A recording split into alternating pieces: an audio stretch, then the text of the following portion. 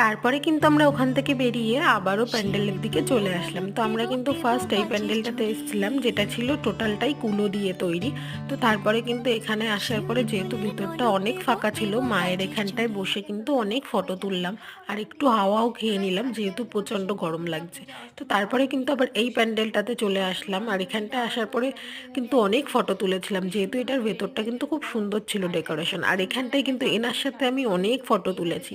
তারপরে কিন্তু ভিতরে চলে গেলাম, আর এই প্যান্ডেলটায় কিন্তু বেশ ভালোই ভিড় ছিল। এই ভিতরে যাওয়ার পরে এখানে মায়ের মুখটা দর্শন করলাম, করার পরে কিন্তু আমরা অন্য প্যান্ডেলের দিকে বেরিয়ে পড়েছিলাম।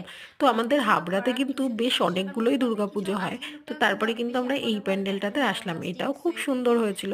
আর আজকের ভিডিওতে কিন্তু এটাই লাস্ট প্যান্ডেল, তো এবার কিন্তু বাড়ির দিকে রওনা দেবো। তো আমার ভিডিও তোমাদের কেমন লাগছে অবশ্যই কমেন্ট করে জানিও, ভালো লাগলে লাইক করো, চ্যানেলটা সাবস্ক্রাইব করো, অবশ্যই পাশে থেকে সাপোর্ট করো।